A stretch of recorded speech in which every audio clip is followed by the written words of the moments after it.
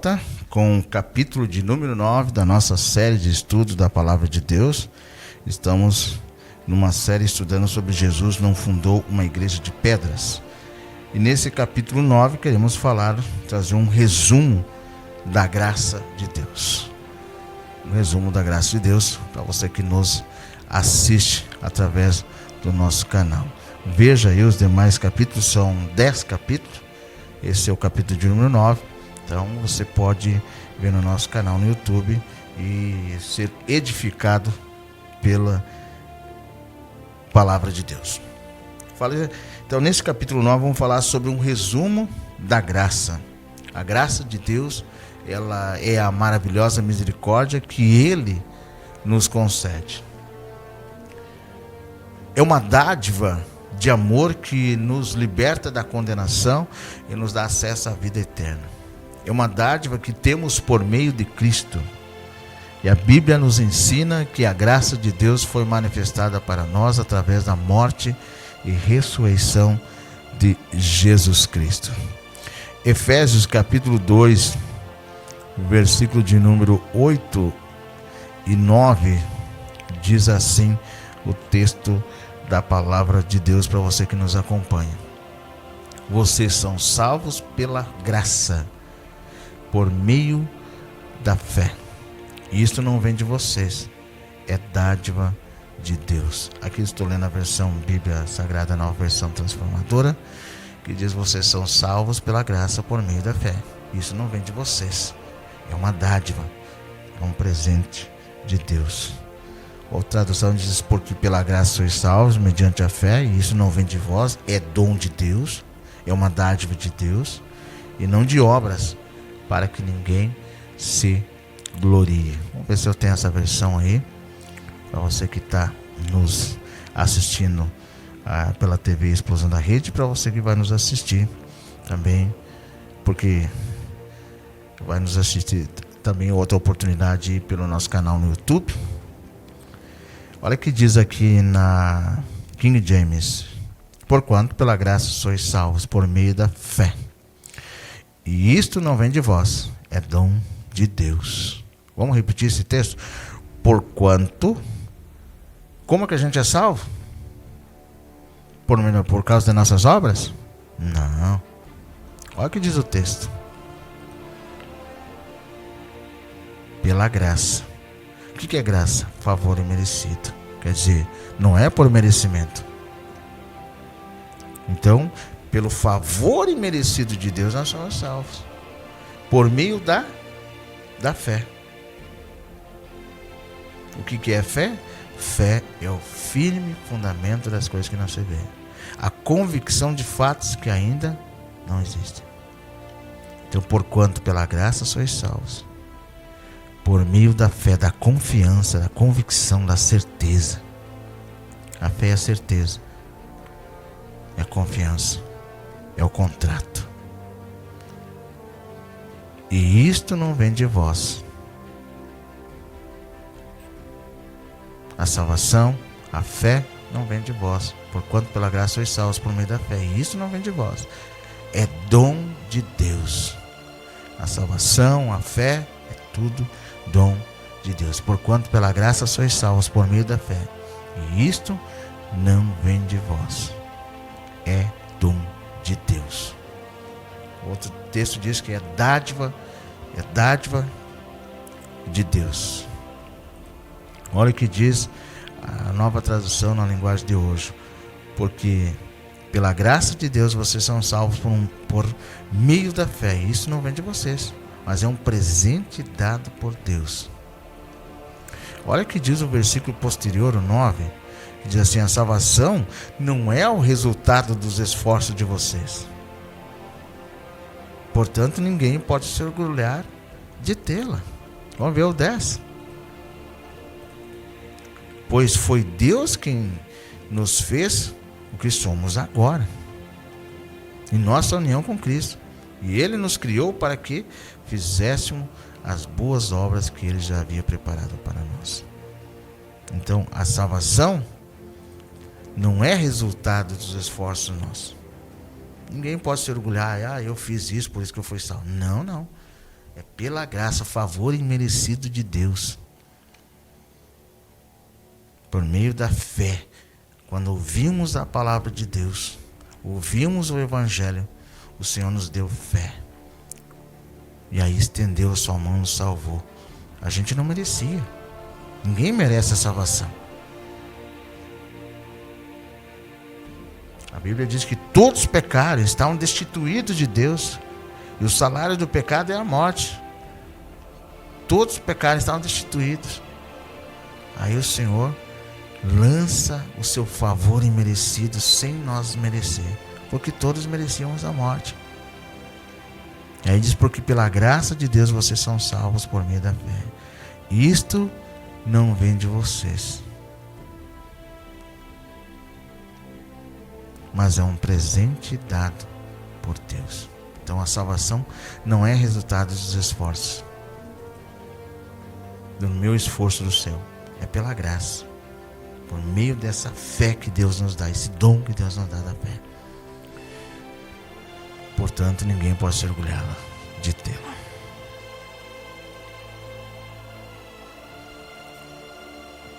Romanos, no capítulo 5, versículo 17, diz assim: é verdade que por causa de um só homem,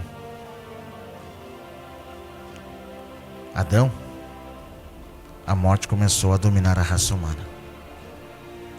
Mas o resultado do que foi feito por um só homem, Jesus Cristo, é muito maior.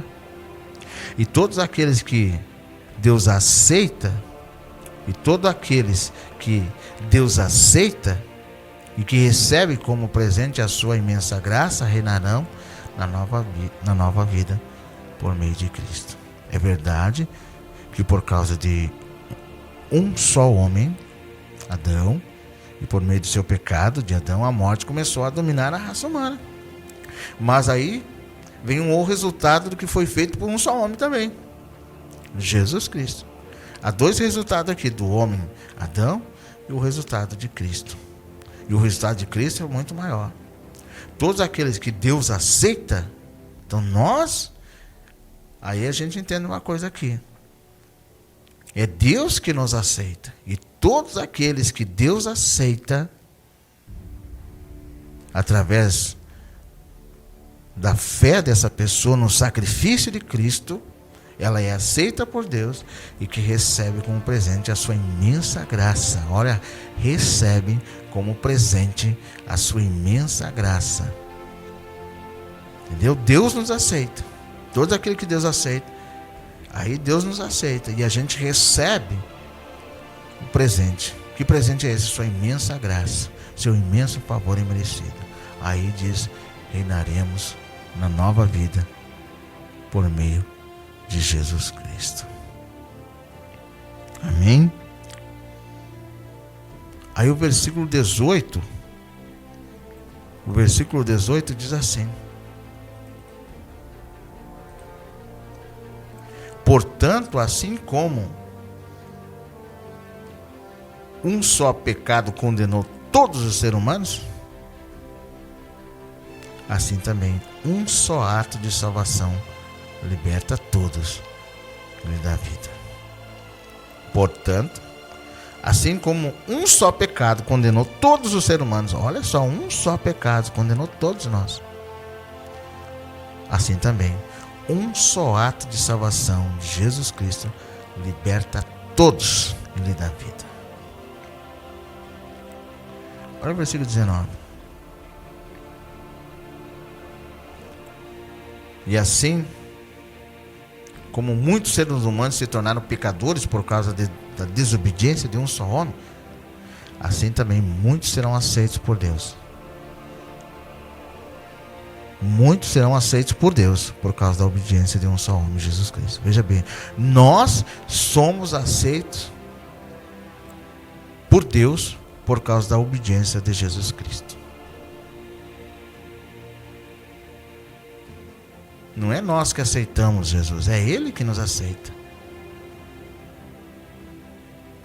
Assim também muitos serão aceitos por Deus por causa da obediência de um só. Ou seja, nós somos atraídos por Deus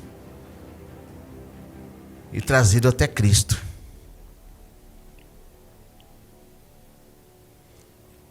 Aí nós aceitamos o sacrifício de Jesus Cristo. Aceitamos o seu ato, o seu sacrifício. E quando a gente aceita esse sacrifício de Cristo na cruz do Calvário, nós seremos aceitos por Deus por causa da obediência de Jesus Cristo.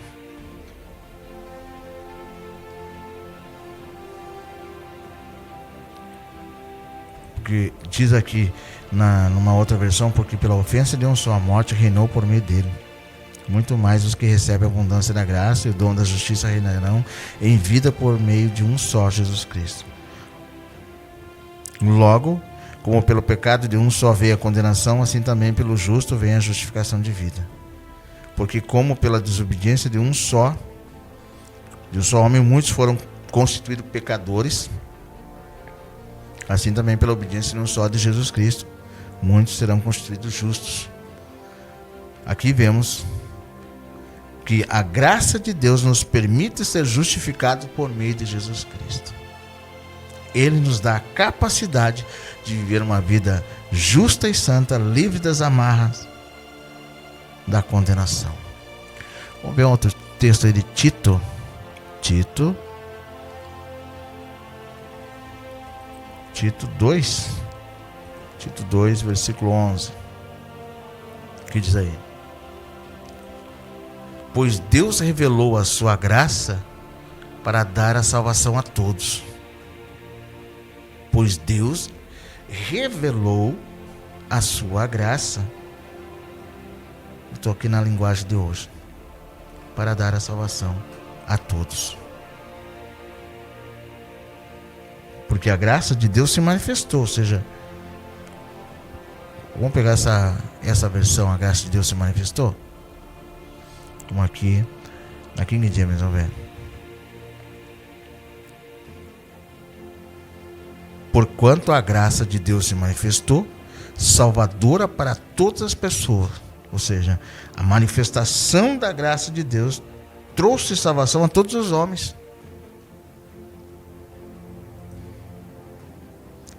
Porque a graça de Deus se manifestou, trazendo salvação a todos os homens.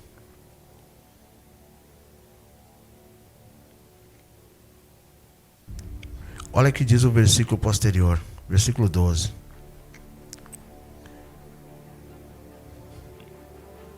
Ela nos orienta a renunciar à impiedade e às paixões mundanas e a viver de maneira sensata, justa e piedosa nessa presente era.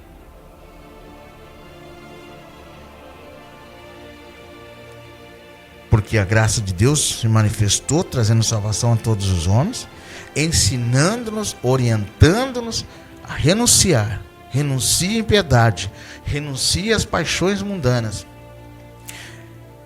e viva de uma maneira sensata, sábia, justa, piedosa nessa presente era. Ensinando que renunciando às impiedades, às concupiscências mundanas. Vamos ver o que diz o versículo 13.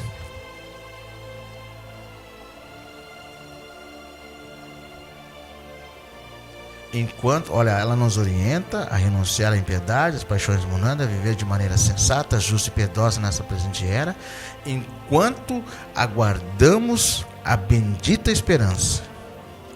Que bendita esperança é essa? Devemos renunciar à impiedade, devemos renunciar às paixões mundanas, viver de uma maneira sensata, de uma maneira sábia, de uma maneira justa, prudente, piedosa nessa presente era, enquanto aguardamos a bendita esperança. Que bendita esperança é essa? Olha o que diz o versículo: o glorioso retorno de nosso grande Deus e Salvador Jesus Cristo. Nós temos uma bendita esperança. Estamos aguardando essa bendita esperança, que é o retorno de nosso grande Deus e Salvador Jesus Cristo. O versículo 14 diz que Ele, Jesus, se entregou por si, se entregou a si mesmo por nós, para nos remir, para nos resgatar, para nos libertar, para nos comprar. Para nos remir do quê? Para nos resgatar do quê? Para nos libertar do quê? De toda maldade. Ele se entregou para nos resgatar. Ele se entregou para nos libertar. Ele se entregou a si mesmo por nós para nos remir de toda maldade. E que mais? Para nos purificar, para nos limpar para si um povo todo seu, consagrado às boas obras.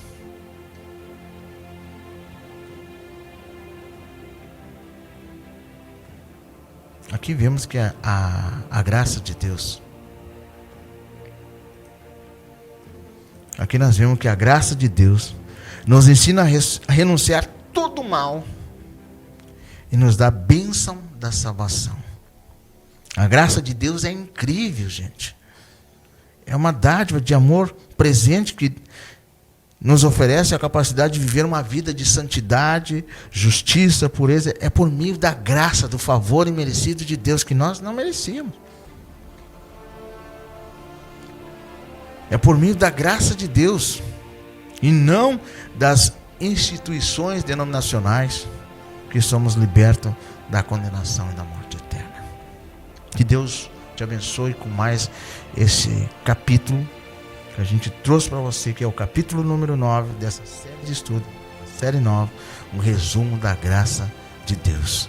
Até o último capítulo dessa série de estudo, Jesus não fundou uma igreja de pedras.